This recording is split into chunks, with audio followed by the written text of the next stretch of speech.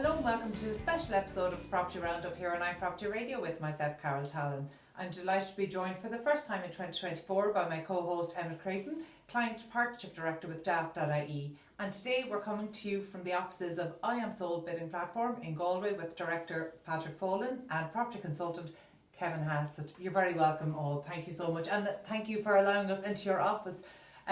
Of course, Patrick, you're a regular on our show, so people will be well familiar with you. So we're delighted to be able to join you here in Galway. Thank you for allowing us in. But the last time we spoke, we were just talking about really Q4 of 2023 was an interesting one in terms of the auction market and some of the trends you were seeing. Now that we're into 2024, you have your data looking back over the last 12 months. Were we right to be optimistic? It's been a challenging but good market. Our challenges have been stock, same as everyone, although thankfully last year we held just about steady all year round, and that was steady versus the end of 2022 as well. So we found stock, even though stock in the market has been challenging, down I think over 20% last year, around 20%, we were 26% the same, up slightly, about 5% up. So stock held firm, but what was more interesting then off the back of that was sales were up 26% I think it was, and inquiries were up 34%. So the same stock levels was getting a third more inquiries and selling a quarter quicker than they had been the previous year. So good market, good year for us. We made a lot of changes internally in terms of time frames to get legal packs in, and I suppose improvements on that side. So one of the bigger stats we look at now, which most maybe companies don't look at, is the time it takes us to get a legal pack. So it's under 21 days. I think it's 20.8 days to get a legal pack in. That's a big challenge within the market as well, the time it takes. So I suppose we focus on that. So overall our time to transact a property is under 3 months. So if we get the, I suppose, property live today, in around 3 months' time, it should be keys handed over. And that's a big challenge in the market as well. Stock is one challenge, and then the time it takes. So we're trying to work within the industry, I suppose, to improve both of those for ourselves and the agents we work with, and also then the vendors who use the platform to give them a faster route to sale. Can I ask you a quick question? And now our listeners will know I'm a solicitor by profession, so I've worked within this industry, but what's your secret for getting solicitors to get that legal pack together? Like, how are you making that happen? Like, from a solicitor's perspective, I have had agents come to me and get it together. I've had really good bosses who are like, let's get on this as soon as we understand that the client's selling a house. And often I've been in a case where I wouldn't know the house is for sale until the sale agreed notice comes through the door and says, we're selling this property, off we go. So, like, how do you do that? Because I know some of our listeners, the estate agents, will be like, I'd love to know how I put a fire under some of the solicitors to get this thing moving along. Sure. How do you guys do it? There's no magic sauce or one solution, but I suppose first and foremost, because it's auction, we need the legal pack. We need to have a legal pack in order to sell the property. So first of all, so solicitors understand that, and that's a big step in the right direction. But we also have a team of people who work with the vendors, the agents, and the solicitors to get the legal pack, and that's their sole role. Get the legal pack in as quick as you can, and we'll put that in a overall data sheet, and we'll know at the end of it all how long it's taking us per property, or an average per property. So we work with them in terms of, quite often every property we deal with will have something. There'll be a sort of compliance missing, there'll be a boundary, there'll be fire eggs in an apartment block, there'll be commercial buildings with different bits and pieces, and we try to work through what are those bits and pieces that aren't currently available to us, and that might be organising the local engineer to come out and remap the property. So we're very involved in the steps that need to be taken. We don't prepare the packs ourselves, but we try to make sure that the right steps have been taken to get the legal pack in as quick as possible time. And that's liaising with vendors, our partner agents that are selling the property with us, and obviously the vendor solicitor as well. So that's a step one, is the actual preparation of the legal pack. And as I said, we've honed in over the years where we can help there, and how to best work with solicitors. It's not always, while we want the legal pack, we have to work within a remit of what you're a resource that both the solicitors, the vendor and the agent can use to say, look, how do we answer this question? Where do we go next? Yeah, or even more so, trying to find out what is the question. Yeah. Where is the hold up? What are we try to figure out what are we actually waiting on, because that's often the real question, not what we have, it's what do we need now, and usually it's some document or some bit of follow up that's needed. And is that happening? Okay, we need an engineer to remap. Who's the engineer and when are they going out? And we might pick up the phone if we don't have a clear confirmation on when that timing will be. So we'll just try to keep the thing ticking over, that we're making small steps in the right direction every day to get the legal pack in on a couple of hundred properties. So it's working with the different parties just to try to make sure the right things are happening to get the legal pack in. That's step one. Obviously, you still need to go and sell the property then, and work. There's different work that goes on there. So generally, then it gets taken over by the salesperson. So our legal team will work with the solicitors to get the legal pack in, and then once the legal pack is in, we're selling the property. Our sales team will work with the partner agent. So we work with over 300 partner agents. There are, I suppose, they're the core of our business, and we support them, I suppose. And part of that support is, once there's a property live, we'll work with the buyers to get their solicitor to review that legal pack, to get queries raised, and we'll liaise with both sets of solicitors then, both the buyer and the vendor solicitor, to get the follow-up needed to actually get those queries answered. So that's another big part of it, is the work that goes on with all parties in the sales process, I suppose. So it's twofold, I suppose, the legal pack initially, and then trying to get the buyers happy with that legal pack so that they'll bid on the property. And I suppose we jumped from the legal pack to getting it sold, but the part in the middle, how do you track the auction then?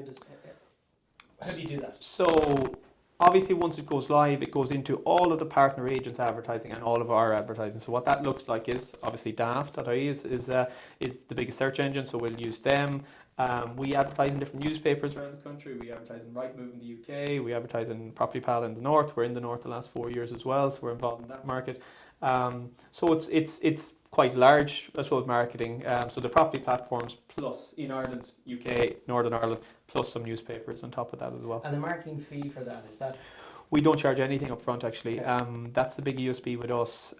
So we run these marketing campaigns anyways. So whether X or Y property is in there or not, we'll actually be doing campaigns around the auctions and around the properties that we have live, so we don't charge anything for the marketing. The agents we work with quite often will have a few €100 of a professional photography and whatever other bits and pieces they're doing marketing wise, and that's them. If they're using our platform, we don't charge anything at all, and that's quite an attractive option both for the partner agents and the vendors, that they can access this process, I suppose, that will give them more exposure, that will be faster, that will be more secure at no upfront cost, I suppose. Yeah, because you'd imagine the more they spend marketing their property, the more interest it'll generate, the more inquiries it'll get, and the more it'll go into the auction. Would that be fair to say? Like, the more the vendor comes to you guys and the agent, you're both doing these marketing campaigns, that'll generate extra interest than, let's say, the standard, just putting it out there and hoping somebody comes along.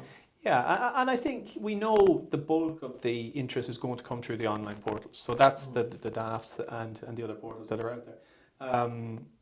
Then what we do is slightly different. We tend to attract an audience that mightn't have been looking at Galway, Loughrea. They might be looking at the west of Ireland. Or Carol, maybe you're looking to buy in the west of Ireland and you've seen something lovely in Clifton, or somewhere that maybe you weren't specific about your location. We tend to find more that type of buyer where they weren't looking at that specific location, because if they were, they'll probably have found it on the property portals. They'll probably, I'm looking for an estate house in this town. You'll see it, they'll find it. It's the one that wasn't specific on where they were looking at, but maybe we sell lots of country houses, and maybe someone sees a nice country cottage or a big period property in County Cavan. Think, you know what? I want to get out of the city. I want somewhere different. I want that country house. It really sounds like they could benefit from that extra marketing then to attract the likes of Carol with all her money. Oh, but I would definitely be more Carol than Clifton. No, but it is an interesting dynamic, because actually, then what that's telling me, are these open? These are home buyers who are not tied to any particular location, or do you have a breakdown, say, in terms of investors? Yeah, so investors are a different ballgame then. So when you're dealing with an investor, they look at quite a lot of locations, sometimes regional to them. If they're in Dublin, they'll want Dublin or surrounds. If they're in Cork, they'll want Cork or surrounds. Or sometimes they don't mind, actually. Sometimes investors would buy anywhere. But what we find is we would sell a lot of investment properties, and we'd have a big investor database. Our database has around 70,000 people on it, or investors on it. Not all investors, I should say. Some would be home buyers as well, but lots of them would be investors. Ones who register for multiple properties, they tend to be more the investors. Yeah. And we see them buying multiple times through the platform. So the repeat buyers. And the reason I'm curious about that is on every show when I speak to estate agents, and we're always trying to understand the dynamics at play in the local markets and trying to understand the nuances of the local markets. And every single estate agent in the last year or 2 years, I've asked about buy-to-let investors, and I think the only exception was possibly Harry Southern and Carlo. Almost everybody else had seen negligible number of buy-to-let investors coming in. And this raises the question, is that because they're not going to the local estate agents and they're buying through IOnSold? I think there's a lot going on with the rental sector. There's certain areas that there'll be less and less people buying investment properties because they're scared of the regulation. Maybe they had one investment property and it was, it is difficult being a landlord now. You're curbed in terms of what you can charge. You have to register once a year. You have to abide by laws that are changing. I've seen a stat. I don't know who I think it was on your show, Carol. Someone said several hundred changes of rules since the RTB started. So it's hard to follow and keep up to date with the rental sector. Therefore, lots of smaller landlords are not accessing the market, are not buying another investment property, and they're selling up, in fact. So the investors we're seeing are more so the investor that's a bit shrewder, is in the market, has a few investment properties, and maybe it's their sole income possibly, or a big part of their income, and they might be buying 2s, 3s, 4s, 5s over a certain number of years. A lot of we deal with a lot of the pre-63s in Dublin, and when I say we, it's always a partner agent using the platform, but we would see the same clientele over and over again. Or certainly if you have one today in January and you sell it in February, and then in March you take on another, the list will be largely very similar, and those guys will repeat buy and look for that type of stock. We are seeing more investors probably looking to us than ever, in that they're more used to us. They've seen the process, and in fact, because it's faster, they know they're getting a legal pack up front. They're savvy enough that probably what happens is they'll review that legal pack themselves before getting their solicitor involved, and they'll try to ascertain, are they happy with the legal pack before actually spending money on the solicitor side of things. And then once they're happy, then they'll say, this seems to be clean enough. Maybe they'll go and view it. Maybe they'll do a bit more homework into it, and then they'll bring their solicitor in to make sure that they've missed nothing in the pack. So they're used to dealing with us. They're happy with the process, that it's a cleaner process, that they'll actually be able to ascertain at a very early stage whether they're reasonably comfortable with the legal side of the property, which if it was private treaty, they wouldn't. They'd go and they'd bid on the property, they'd get their solicitor involved, then they get a legal pack some months later, and then they'd actually find out whether it's one for them or not. Patrick, do you think IOnSold are benefiting? You talked there repeatedly about a cleaner process, and the reality is we haven't been good at tidying up and speeding up conveyancing in Ireland, and we know that's changing with IPAV championing the new seller's legal pack, and so we know that's going to reduce time, but right now that's still in build stage, so we're encouraging estate agents up and down the country to adopt this as best practice. So do you think there has been perhaps a benefit that IOnSold has seen, that being able to offer this clean transaction? Because the reason I'm asking the question is, you gave me a stat the last time we spoke that blew my mind, and it was the percentage of your transactions that close outside of the auction process. Yeah, for 2023, do you have the stats? Yeah, 52% I think it was in the end. Wow. So just over half of properties sell before they go to auction. So that means the auction date might be in March or February, but someone wants to buy it today. They'll put in their bid on the platform to buy it today, buy it now, under auction terms, and if the vendors are happy to accept that, then it's sold. Emmet, does that surprise you to hear that stat? I'm seeing more and more with the online bidding and that sort of thing. People are looking to it to not necessarily find a bargain, but like you said, circumnavigate the inexperienced buyer who might drag the process out, or even more so the inexperienced vendor who says, I'll give it to an estate agent, and the estate agent will get it sold, and then I'll think about appointing a solicitor to start getting the title deeds back from a bank, which could take weeks and months, as we all know. So like that, I'm seeing that, and I've seen it for years. Savvy people are like, how can I get around this? Just like you said, circumnavigating the process. And Patrick, are you seeing more, like you said, your stock levels have kind of remained flat, even though the market has dropped almost 20% from last year. Yeah. Are you seeing there's more an adoption of auctioning properties more so than by treaty? Is that what's keeping you guys growing? Yeah, well, I suppose it has to be, doesn't it? If we're outperforming the market, it means that more agents are using the platform for more properties. So yeah, that's exactly it. I think one of the things actually, and sorry to cut across you, is when I speak to agents, is they need the stock moving through their system. If they get a property for sale from a vendor and it sits there for any number of months, there's a certain point where you start to lose money. I mean, they have a flat fee. We know fees have been falling for years and years, and we've brought it up before. But if a property stays there, you have to deal with inquiries, refresh the marketing, deal with the vendor, and at a certain point it becomes a loss leader. So you can see it makes sense. I think there's an awareness piece kicks in as well, and just because you mentioned fees, I always feel like I'm the least biased people, so I'm in the least biased position. I get to say estate agency fees are too low. I say that not being an estate agency, having never been an estate agency, but actually it is damaging to the industry that we've allowed that creep to the bottom. But that's we've done numerous shows on that, but I always feel it's so important that we make the point each time. We touched on it earlier on the marketing side of things. You said the agent might have a couple of £100 for drone photography, for a signboard. There's very little left there to market the property. Yeah. And you find the more well-heeled vendor who's selling the country estate, which you'd be interested in, they'll put thousands into marketing. They will, because they know by marketing the property effectively, you'll attract more buyers. Like I Am Sold attracting somebody that wants to buy in the west of Ireland, a premier property. Like having that extra bit of marketing does help, and estate agents they're cut to the bone on this sort of stuff at the moment. But look, there's an education piece that has been happening over the last decade as well. So from the first time, probably 5-6 years ago, we sat down to talk about I Am Sold. There's two bits of education has happened. First, the estate agent no longer sees you as a competitor or a threat, which they definitely did in the early days, whereas now it's very clear you are another resource, another tool to be used. But also, buyers have become increasingly sophisticated, not just in terms of technology, but actually in the certainty to be able to proceed in the organisation around having their finance in place. I think we're dealing with a different type of buyer than we were 5 years ago. Yeah, is that accurate to say? The buyers are more educated than they've ever been, but that's because they have the resources to be that as well. That the registered property price search gives them a certain element, but online there's a lot of info on the value of properties, but also the processes and also the challenges within property. So you're right. I think buyers, when we can tell them we have a legal pack up front, we have consent to sell at a reserve price, that's not pie in the sky. It's a realistic price. This is a serious vendor, and this can actually be bought. You could be in this is January, February, March, April. You could have the keys in April. Well, that really comes back to your USP. Really, it's speed. Yeah. For both the vendor and the purchaser. Yeah. They come to I Am Sold to sell or buy a property. You have a partner agent who lists with you. You know you can get it done in 3 months. Yeah. And I suppose the education piece that Carol mentioned as well is twofold with the agent and the vendor as well, because obviously we're a platform that agents use.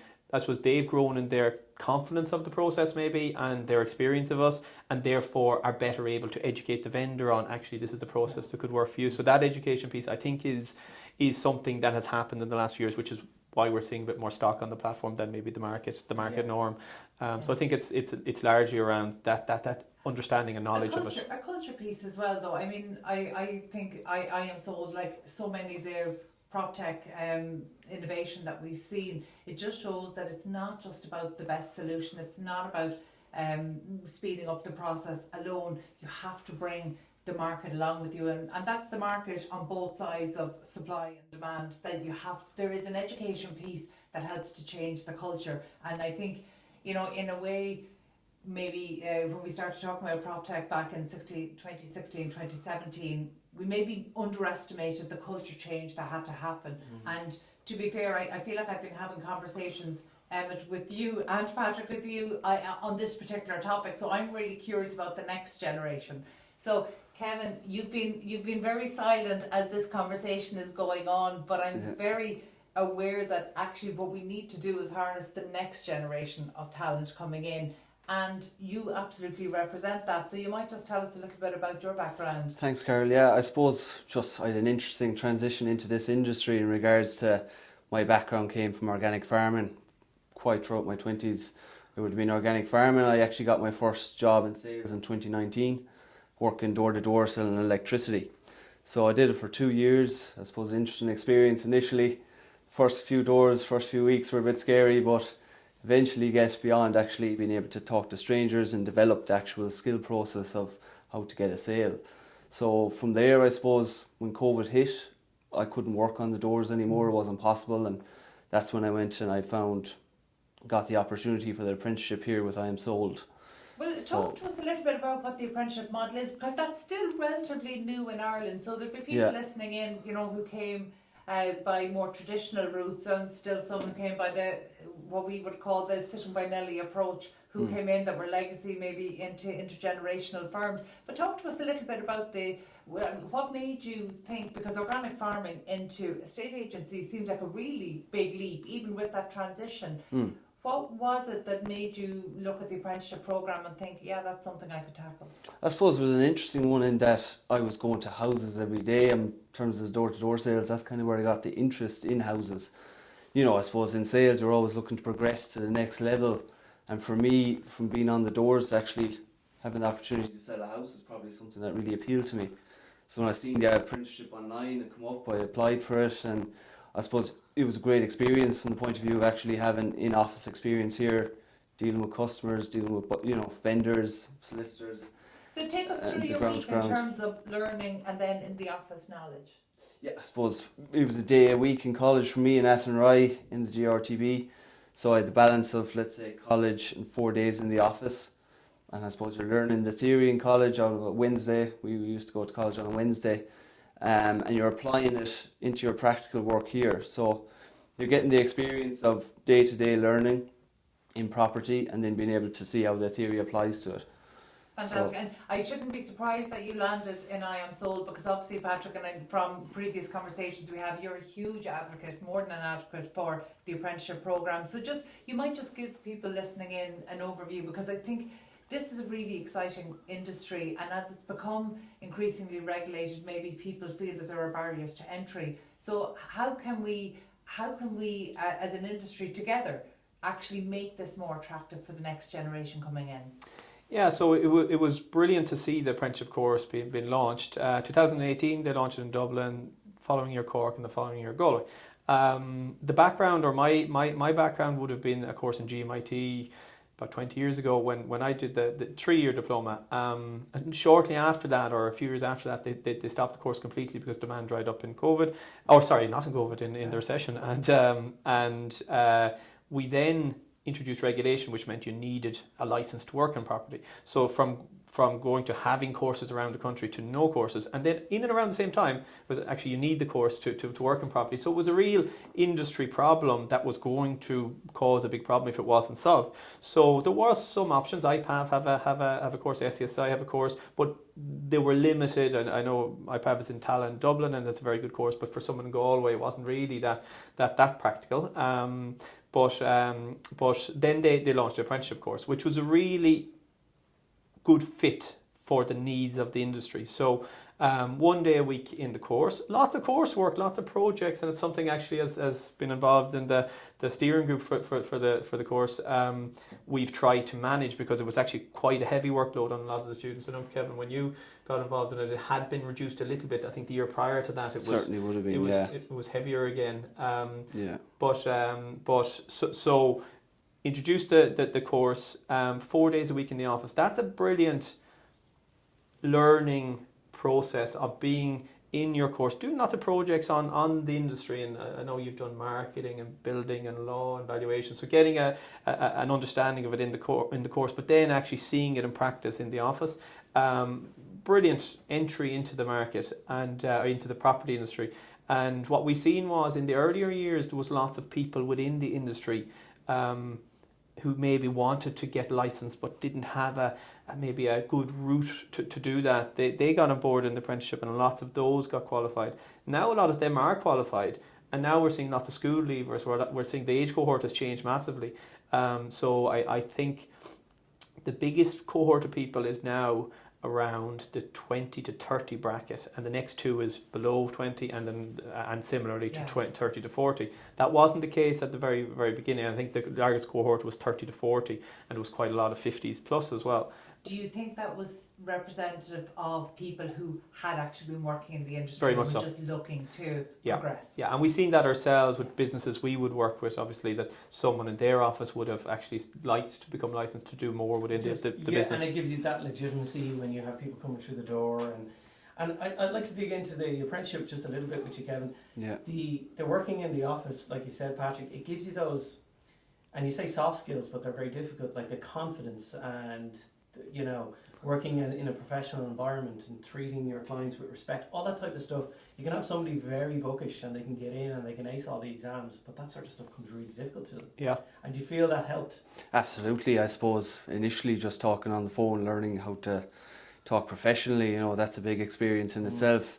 I had the fortune, I suppose, that door to door had given me a good foundation, but when you're selling a high value asset, you know, the confidence level to do that effectively in terms and dealing with the professions, Exactly. dealing with the estate agency industry, with your partner agents, solicitors, surveyors, all of the people involved in a transaction can be quite intimidating for anyone that's bought or sold a house. Yeah. So, Yeah. and doing it on a professional level for your first time can be very daunting. So I think that part of in the office, I think that's all the best apprenticeships have a level of work experience built into them. They really do. How closely connected, and I'm conscious that your boss is sitting to your left there, Yeah. but in terms of what you were learning on the Wednesday and then coming back to the office on a Thursday, how practical is the course? How much does it prepare you for genuinely walking into an office? I suppose it gives you a foundation. You can't really beat real world experience.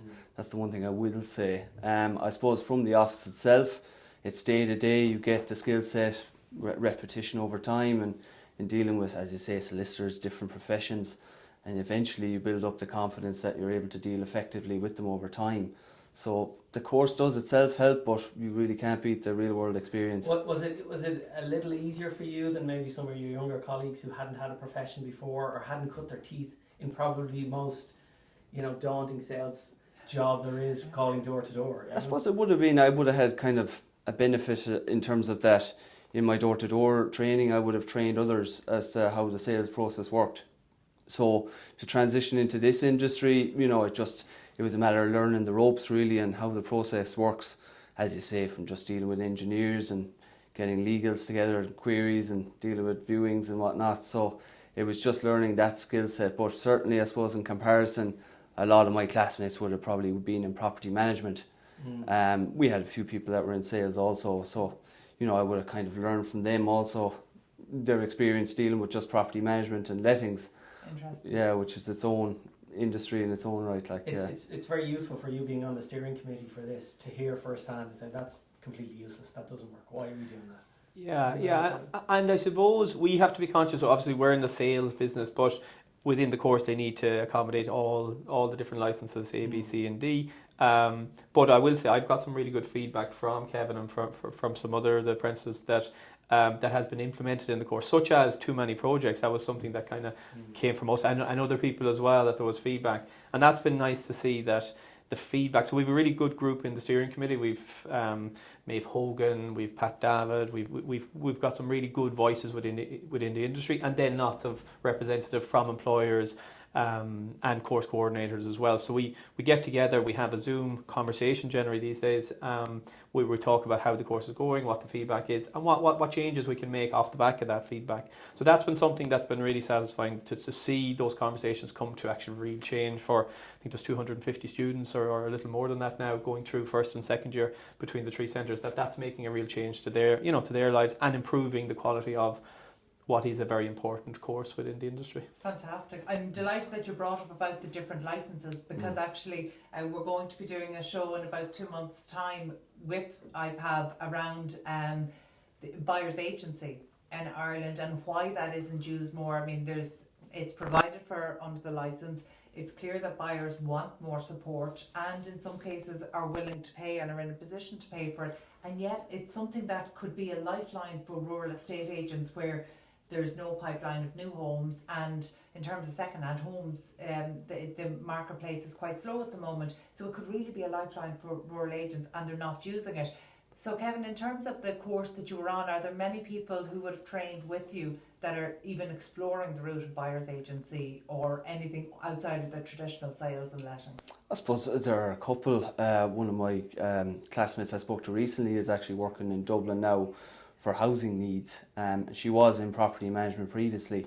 So I suppose from the people that I graduated with, there's a few of them that have traditionally stuck with sales and just property management, but a few of them certainly would probably go down that avenue, I'd imagine. Yeah, it seems like a really underused and unexplored by the agents, and it could be something that could be a real lifeline.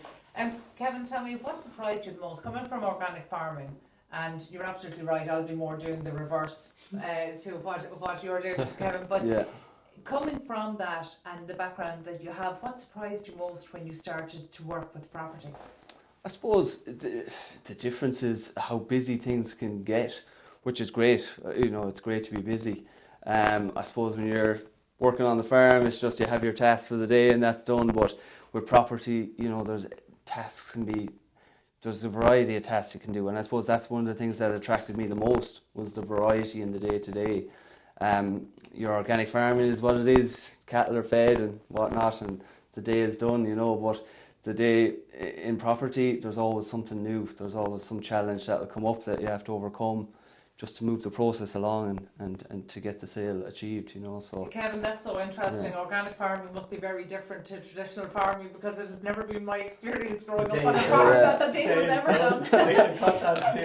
You know, it's actually something that has carried into our business. So even though it's a professional services business that we run, it's run as a farm. That's a really interesting perspective on it. But it is. I think it's really important for the industry to think about how it can be more attractive for the next generation of talent. Do you know what I think is really interesting too? Is like your diverse background makes you even more attractive of a hire.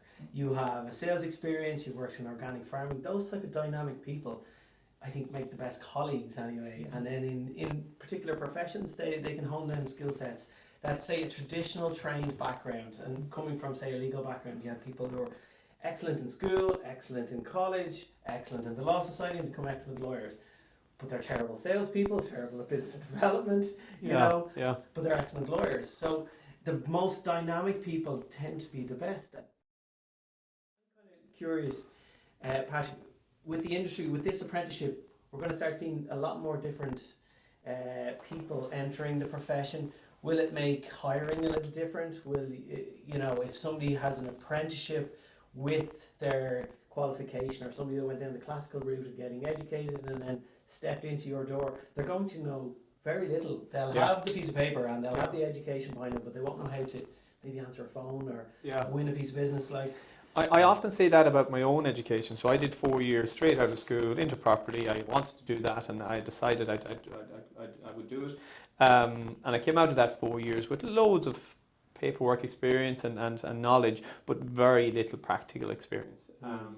As you say, how to answer a phone, how to talk to a vendor, how to negotiate. None of that can really be relayed in the classroom. So in terms of the changing dynamic, where we see the apprenticeship adding a lot of value, is there's lots of people out there who, as you say, have got some great life skills, such like Kevin, who's able to deal with people and actually has that skill, which is for me more important than, you know, the 2-year apprenticeship will give you the learned skills you need about the background of valuations and law. You can learn that if someone is interested in it, they will pick up the theory. It's the practical and the person that I think in property is probably the most important element to start with, as a starting block, that you're a sort of person that people will trust, people will get on with, people will listen to, and people will take your advice, because the big part of being in this business is giving your advice to both buyers and vendors. I know now, we have clients I speak to on a daily basis that hiring is difficult. Finding the right people for their role is different, and when they find the right person, trying to keep them. And I have a client in Waterford who has a professional footballer on his staff, and he lets him work 1 day a week doing some work in the office while he gets his education, but is still a professional footballer, because he knows that career is short-lived, and he goes, this guy's excellent and I want to keep him. And he's sort of doing what you guys have formally put in place to make sure this guy has the skills necessary for once he steps into the office with his qualification, he can hit the ground running. I think it's an excellent way of starting to bring that life and professional experience with the added level of qualification into the industry. Yeah. And it'll bring the industry on a hockey curve upwards, you know. Yeah, well, it will, but only if the industry itself is self-sustaining. You know, we talked about it here at the race to the bottom. We've had a conversation around marketing fees.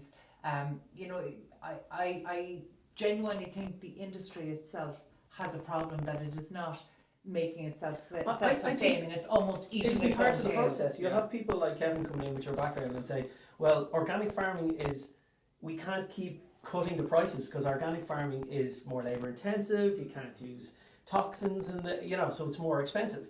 And these sort of people will enter the industry and start, breaking the status quo and say, no, hang on a second, I won't race to the bottom, I won't eliminate my marketing fee, I'll look for more for marketing, I'll up my fees. This sort of stuff will start pushing the boundaries with bosses and saying, look, this is the way we're going to run things. Can that work, Kevin?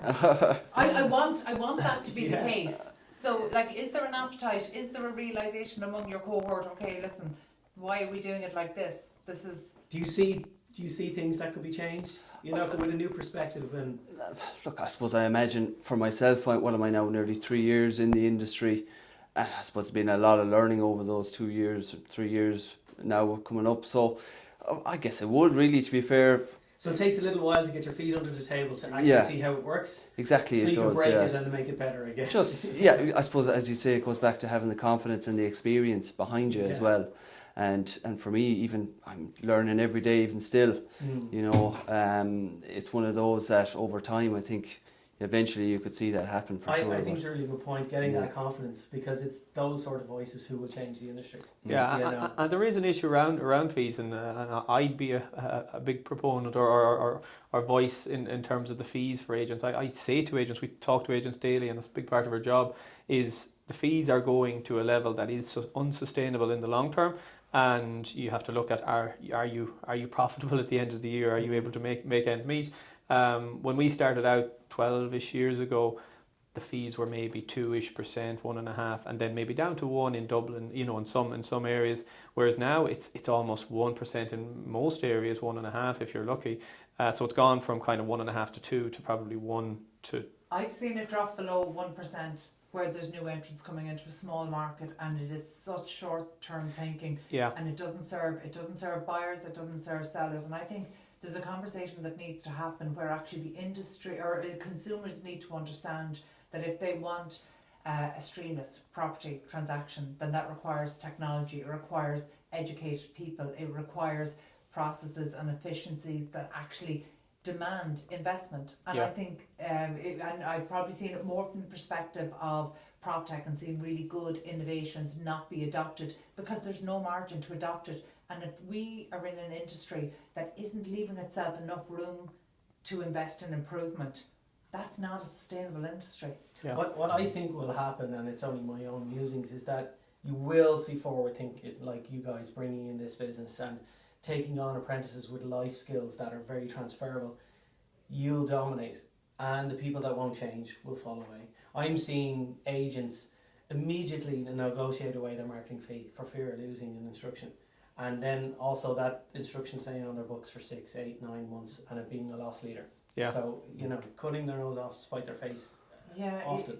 And again, but the problem is this race to the bottom, and it usually is new entrants coming into what they see as a crowded marketplace. And, actually just this morning I was interviewing an estate agent in North Dublin, and we actually talked about how estate agents within their individual marketplaces, they know the nuanced supply and demand. Not only do they know every property that's on the market and what's likely to be coming into the pipeline because they're out meeting and valuing properties, but in terms of demand, they don't just know demand the way I spout off figures from various reports. It's actually more that they know the couple, they know when they got their finance, they know how long it's in place for. They've walked with them through other properties, so they've seen what delights them and they've seen what disappoints them. So they know, when they know the demand in a local place, they know the demand. And I think technology can do a huge amount, and I'm a huge proponent of it, but every so often I am reminded about the human aspect, and I think estate agents have some human skills here. Usually they're very deep, intimate knowledge of the marketplace and who's buying and who's selling and who's likely to be buying and who's likely to be selling over the next 12 months. and they don't leverage that enough at all. They don't use it to their advantage. They're not positioning themselves as the local experts. Estate agents were always seen as the local experts in a property market. They don't do it anymore. Is there a correlation between what Carol is saying and your clients? So you've over 300 partner agents now that you're doing a wonderful service for, but there's another 1,200, 1,300 agents out there who aren't using. But what type of agent uses I Am Sold? Yeah, that's a good question actually. A bit of it is agents we've had the time to interact with and meet, and we've hired a new business developer. So we've always done it in-house with some of the staff, and actually we need to get specialised business developers. So for the first time we've got someone just doing that role from Dublin, Colm Egan, who started with us last year. A big part of it is awareness. I think most agents are aware of us. But a bit like Carol, you're saying with the agents understanding something, they probably don't really understand us. They know we do online bidding and auctions, and they know maybe some other agents who use us, but they probably don't fully understand what we bring to the table. So that's our challenge. Maybe that's one of our biggest challenges, getting more that visibility message. and around your business and what you're doing and stuff like that. Yeah, and sitting the more down. stock you have, I'm sure, like, it'll be up there. They'll see it. Yeah, as it grows and as they see the successes, and we're seeing, I think a lot of agents and maybe vendors have maybe a misconception around what types of properties should sell by auction, but we're now seeing all types of properties. We're seeing nice family homes, we're seeing the doer-uppers as we always did, we're seeing commercial properties. So it's probably an understanding of what our process is and why it works for all types of properties. And why does it work for all types of properties? Because traditionally it would have been those large estates or larger homes. Yeah, so we're flexible. Because a lot of properties are selling before they ever go to auction, we're not excluding your first-time buyer who won't go to that auction in a month's time or 2 months' time because they just won't know what they can bid or what it will bid to. Whereas if that first-time buyer come to us today and say, look, I'd buy it for 500, that's my budget, could you put that forward to the owner? We absolutely will. The owner might say 510, 515, there might be an element of negotiation, but if they're given the green light to try and buy that before it goes to auction, they still need to get their legals checked as quick as they can. They have to have their funds in place and go to their bank with that we're buying this at 515. But that tends to happen, and they seem to have the comfort to do that because they know the owners will do a deal with them at 515 before it goes to auction, but they need to have their bid in before that, before that date, or ideally a couple of weeks before that date. So we'll work with them to give them that flexibility, and I suppose that's a big part of it. So no longer are we just dealing with the cash buyers and the problem properties. We're dealing with the cash buyers, problem properties, as well as family homes, as well as. That's a classic case of then the market demanding what you're doing, and then forcing the other agents to consider this as a route to selling their property. Yeah. Because before, if I'm not wrong, before these tools were available, the auction would have been ran by the agent, on the rostrum.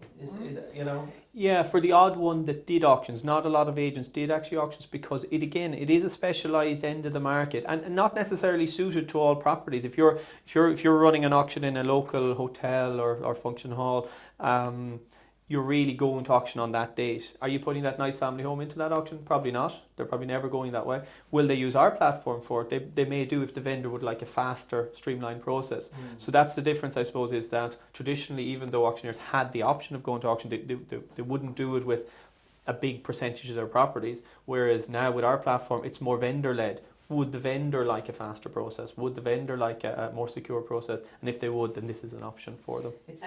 Sorry, apologies. They're just because I'm curious and I'm conscious of time as well. One of the barriers to auctions is not about the vendors, it's about the purchasers and them being supported by mortgage. And I know it's something we've discussed many times here in the past, and every time I speak to a mortgage broker or a bank, they will always tell me that the banks support that. But when we speak to buyers, that's not the reality on the ground.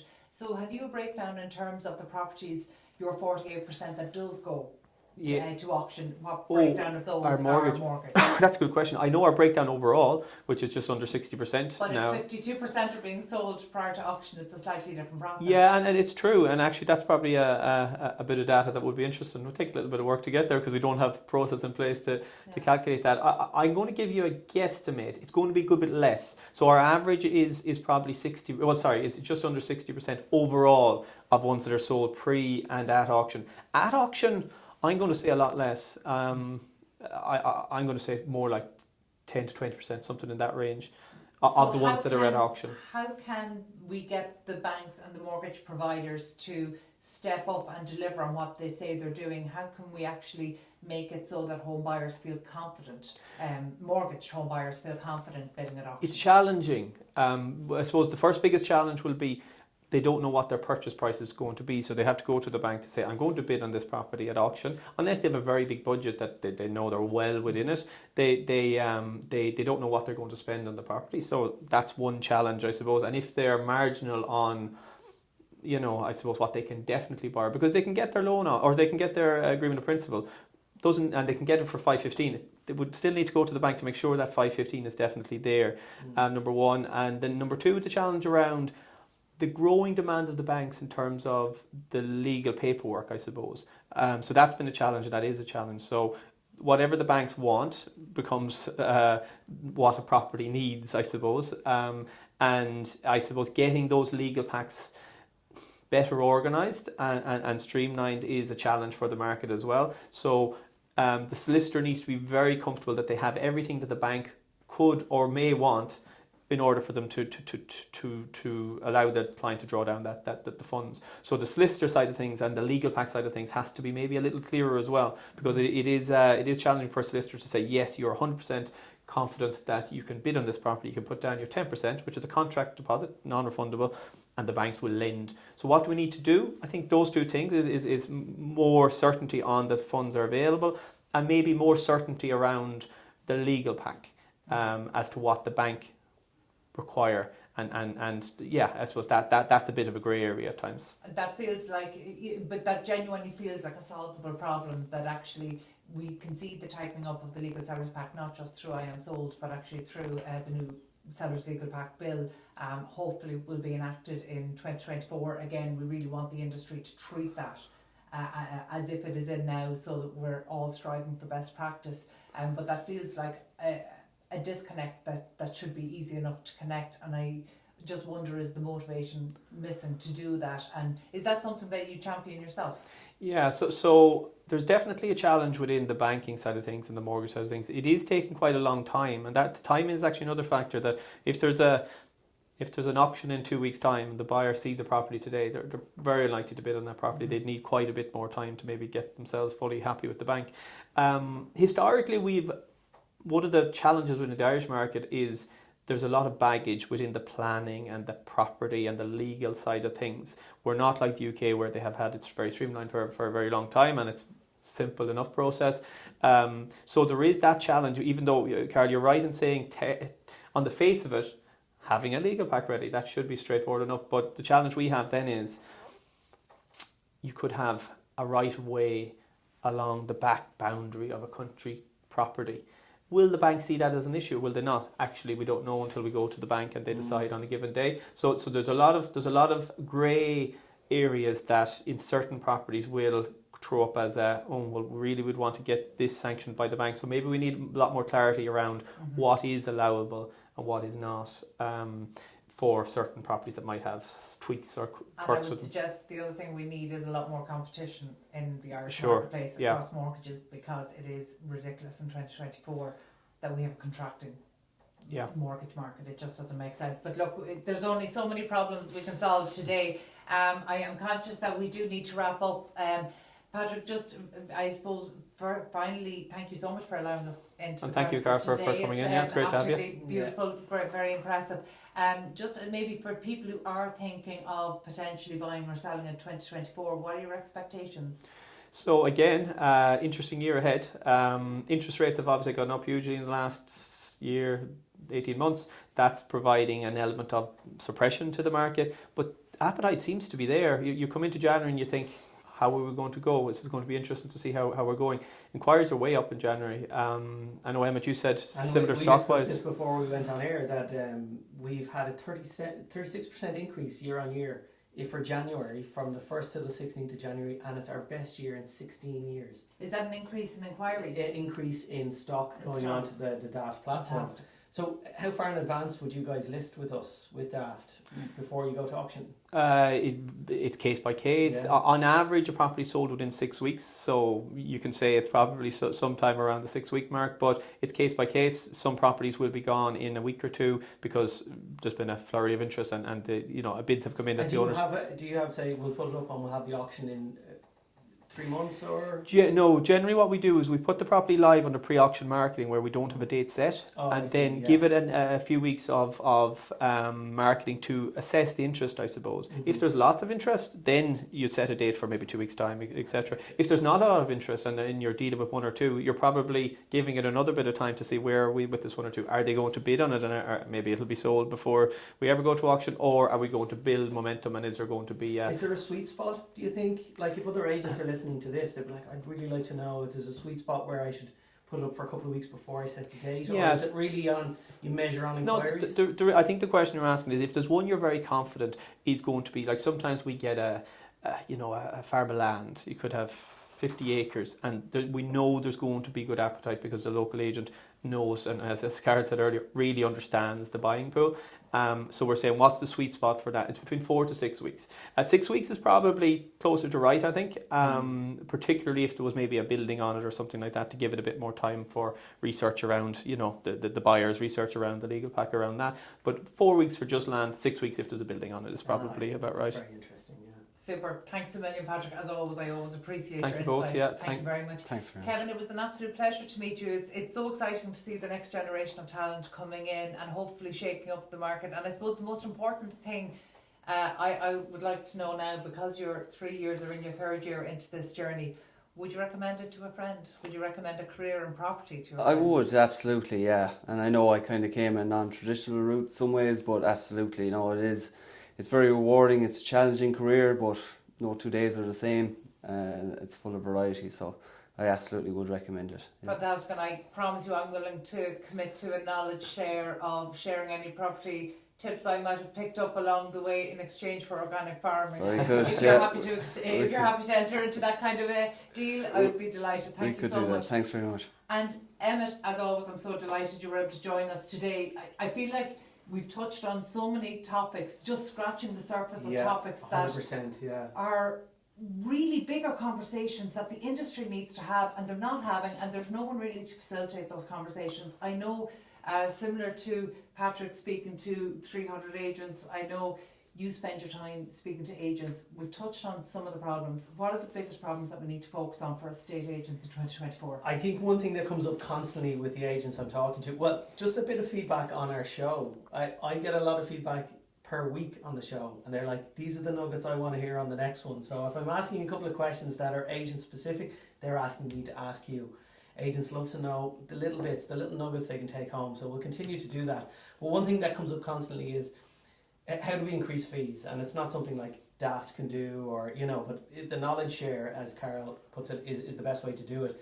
And marketing seems like the easiest win at the moment. It's like educate the public on, if you market your property effectively, you'll get more bids, more offers, and then the estate agent can work their magic and increase that price. And that's what everybody's looking for, a faster sale and more money. So for that property, using a tool like I Am Sold, getting it through the market, like you guys have phenomenal numbers, getting it through in 3 months, a legal pack in 21 days, this stuff is like, it's market leading kind of stuff, and with the iPad bill making its way through the government at the moment, and fingers crossed that comes to fruition by the end of the year, we're looking at a new market next year. So speed, marketing, fees, these are the key topics. Winning more business. I mean, our raison d'etre within Daft over the next years, how do we help our clients win more instructions? How do we use our technology and marketing expertise to funnel that back to our clients to figure out how do we make them a bigger business next year?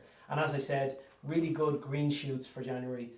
Best year in 16 years after quite a tough year last year for clients and agents. This year is looking like it's going to be much better.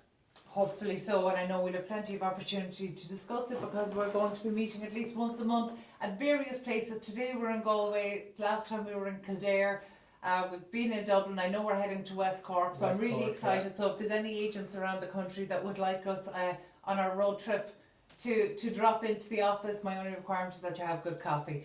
But I'm willing to bring my own if necessary. That's all we've time for today. Thank you so much to Patrick Folan and Kevin Hasset from the I Am Sold team, and also to the rest of the team who are behind the glass, being very well behaved, and I hope we're not disturbing their lunch break or anything like that. They're keeping a close eye on us, I can assure you. So thank you so much for allowing us to disrupt your office today, and as always, special word of thanks to my co-host Emmet Creighton, Client Partnership Director with Daft, Ireland's most visited property website. Finally, thanks to our producer who's sitting very quietly at the end of the table, Katie Tallon, and to the production team at Hear Me Roar Media, who will sort out all the sound issues after the event. We'll catch you on the next episode of the Property Roundup here on iPropertyRadio.